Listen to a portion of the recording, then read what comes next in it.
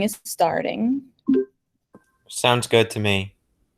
All right, good. Thank you. Okay. So in our classroom, you guys saw on the stream, we had our announcement. I'm glad you all came to class. Thank you. Then we also had a video where I just walked you through the attachments down here, but it doesn't give you as much information as you're about to get. So we're going to go to our classwork tab.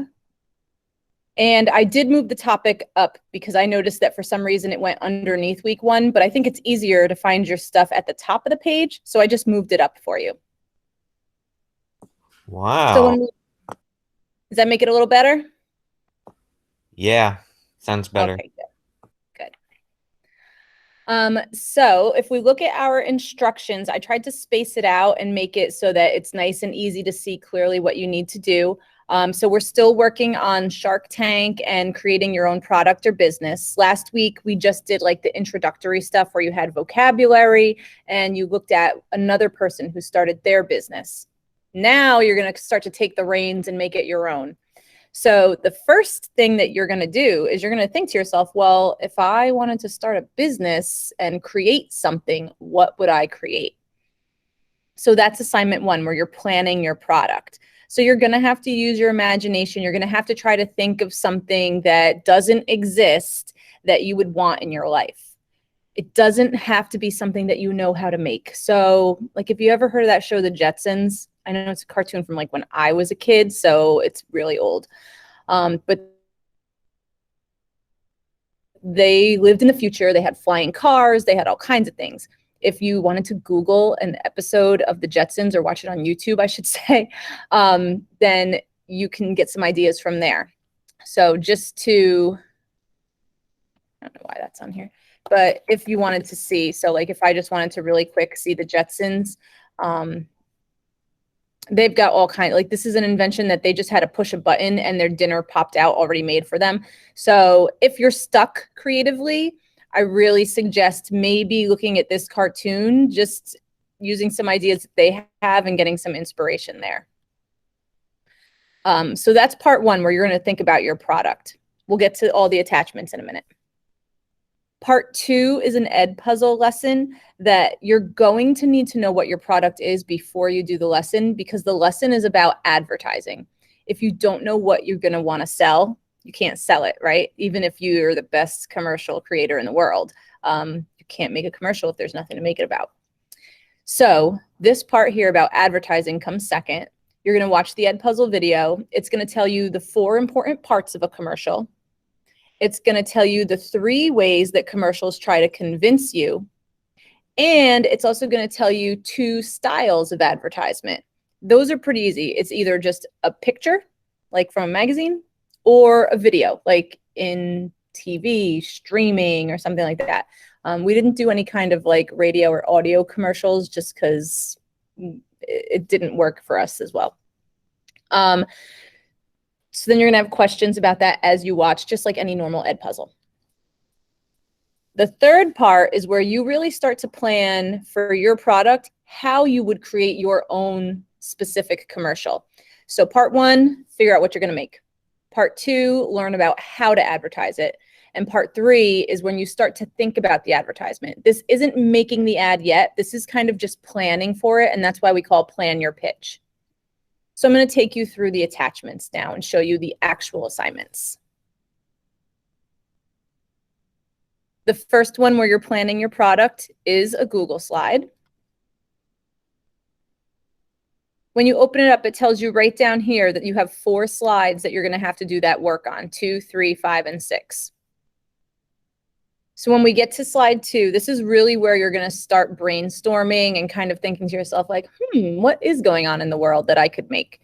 And one of the things that we say is that there's a saying, it's necessity is the mother of all invention. It's a really old saying. What it really means is like you create things because you need them and there's a problem that they solve. That's what this slide is working with. So you have to think of 3 problems that exist for people today. Maybe not something that you experience personally, but it could just be something that you know about. So like the examples here, I have a hard time getting up in the morning. That's my life. I know that there's alarm clocks, but maybe you wanted to invent an alarm clock that shakes your bed. They actually do exist. So you would talk about something like that that would solve your problem of if you had to get up early in the morning. But for these boxes here, you're just saying a problem. So problem 1, come up with something that you know is hard for people. Problem 2, come up with something that's hard for people. And problem 3.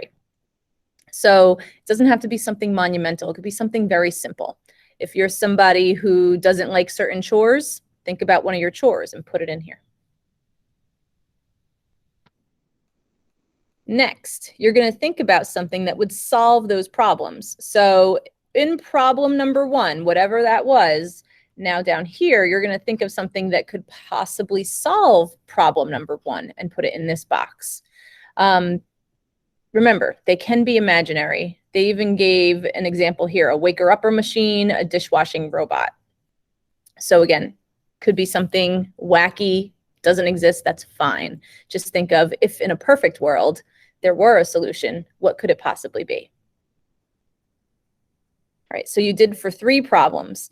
The reason we have you do 3 is because when you're thinking of things and you're, kind of trying to come up with problems and solutions and how you would develop things, sometimes if you just think of one, your brain limits itself in creativity.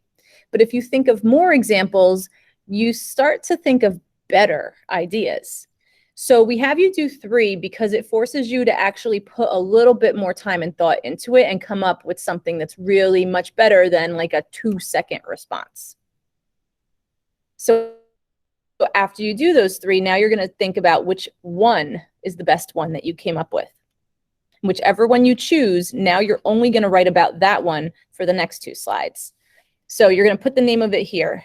Okay, so in this text box, you're going to type in whatever the name of your product is.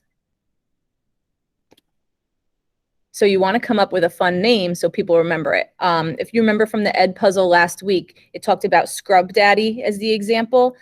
That's a name that sticks out in people's memories, right? They didn't just call it Circle Sponge because that's kind of boring. So you want to try to think of a cool name for your product.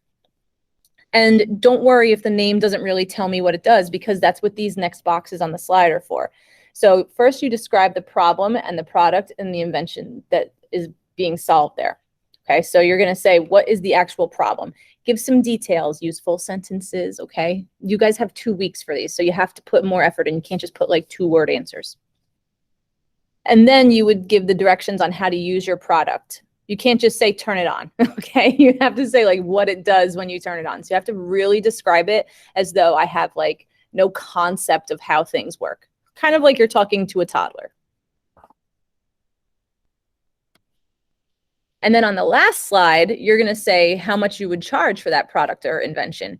You can do some research. So if you're inventing something that's kind of similar to things that exist, but a little different, you can open Amazon and look and see how much things cost that are similar.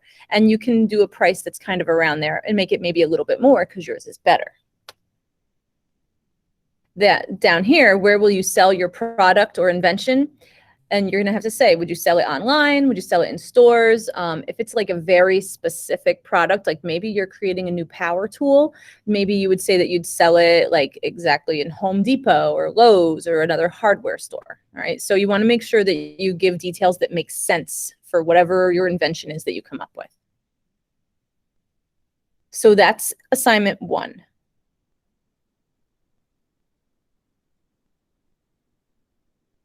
Assignment 2 is the Ed Puzzle.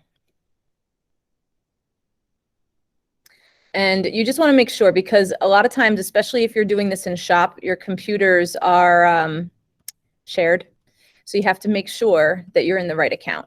Like I'm going to click teacher, you would click student, obviously.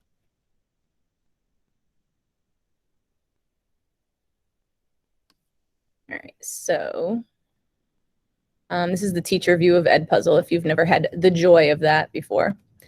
Okay, so when you click the link to Ed Puzzle, this is what you're going to see. There are a lot of questions. It's not as long as last week's. Last week's was 26 minutes. This one is 16, but there are a lot more questions. Remember, Ed Puzzle saves your progress. So you can stop You can log out, you can go outside, take a walk, do whatever you feel like. You can go back to it. You have 2 weeks. So you can even take, 14 days to do this assignment if you would like, but just make sure that you're answering to the best of your ability. Most of these are multiple choice if you look over here on the side, but you will notice some of those are open-ended. At the end, there are, let's see. Someone wanted to say something? I was saying that that like some of the questions are open-ended. Yeah, so let me see. I'll pull them up for you guys. I'm going to go to content.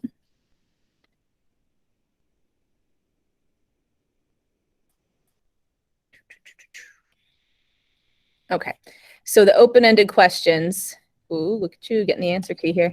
All right, so the open-ended questions. The first one says, what's another famous catchphrase or tagline that you've heard or seen in advertising? That comes right after a little video. It's a video in a video. And it has some famous slogans from companies. It only has 4 because I didn't want to take all the examples away from you guys. You'll just tell me a famous catchphrase or tagline that wasn't in the video. So you'll definitely know some. Like one of the ones in the video has to do with KFC and it's finger licking good, right? That's a slogan that you've heard before, maybe. So you'll just find another one. Then down here, it says, which of the 3 styles that we discussed do you think is most effective? Right now, if you're looking at that question, that doesn't make any sense to you because you didn't watch the video yet. But after you watch the video, you'll know you have 3 choices. And you're going to pick which one you think does the best job, which is most effective. So you'll see there'll be samples of commercials. There'll be examples that I tell you about. When you are watching that, you want to think to yourself, which commercials convince you the most to buy those products or make the best impression on you and make you think that you really want to go shopping. Our light just went off. Hold on.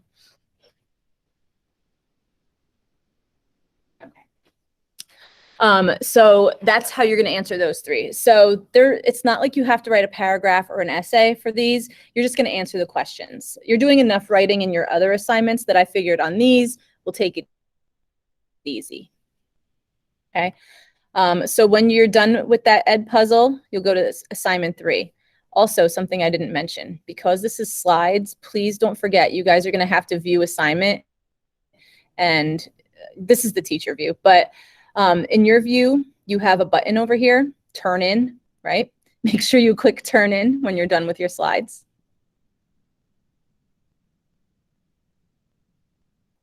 Edpuzzle usually synchronizes, but because there are open-ended questions here, it's not going to synchronize for you. So what you'll need to do is same deal. You're going to have to click turn in on Edpuzzle.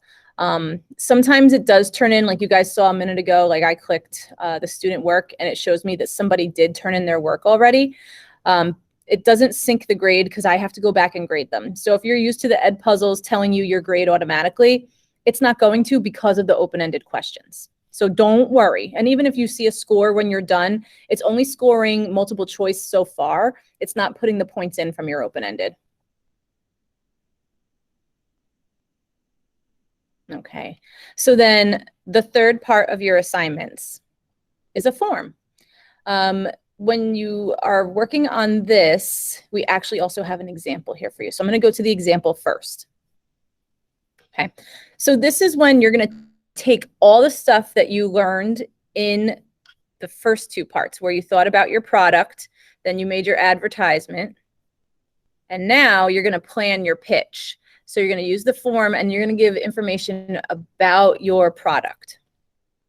So of course you're going to say your email address, and then it says, which persuasive method are you choosing for your pitch? Now you will have gotten that from Edpuzzle. Okay, so remember I told you the 3 choices. That's where you're telling in the Edpuzzle, you pick the one that you think does the best idea, does the best job. Just because you think it's the best doesn't mean you have to use it. So just to give you the quick info, I didn't want to get into it too much, but there's ethos, pathos, and logos. Those are the 3 things that commercials use to convince people to buy their stuff. Ethos has to do with ethics and believing in the credibility of a product. Pathos has to do with your emotions and making you feel something about the product. And logos has to do with logic, where they use a lot of numbers and statistics and information to convince you that it's the truth, it's researched. So whichever one after you do that ed puzzle, you're going to pick one that you think was most effective. But then when you go to do part 3, you're going to pick the one you want to use. So let's say like you think that logos, the research one, is really the best one, but you would rather use the one about emotion. That's fine. So here, the first part of this form, it says, which persuasive method are you choosing to use for your pitch? Explain why. That's where you're going to say, I am choosing blank because it appeals to blank. And then this person explained here. So this person, it looks like they're making a laundry machine. And it said pathos because this appeals to mom's emotions. And that's section 1, right? So that's what you have to click next to get to the next part of the form.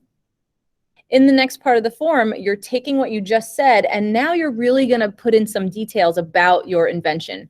So here it says, I'd like to tell you about, and this is like you're a salesperson, right? So you have to put yourself in the shoes of a salesperson where they're saying all of this. And this is where you're going to say the name of your invention. Remember, you put it on the slides in assignment 1. So I'd like to tell you about the Laundry Fairy Bot 3000. It's a robot that folds laundry. And you're going to say after that what your invention would be.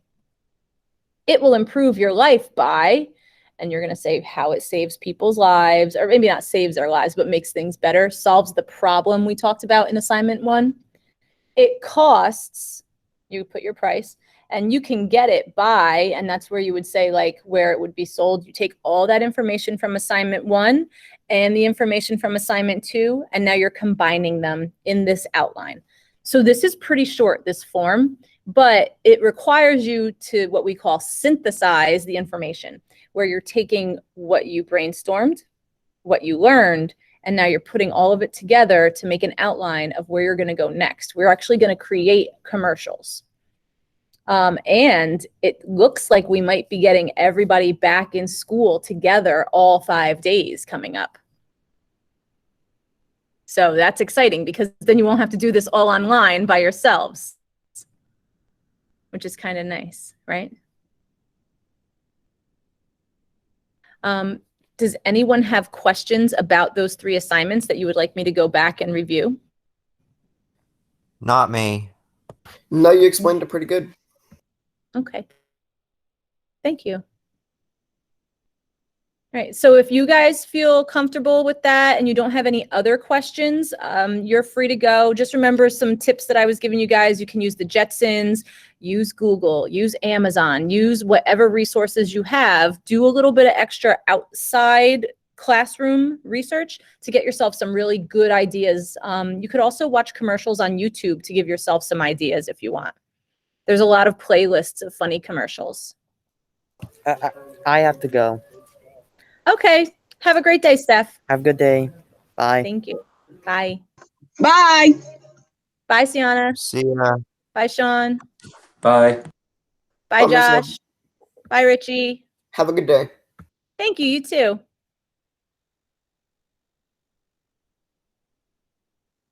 Bye,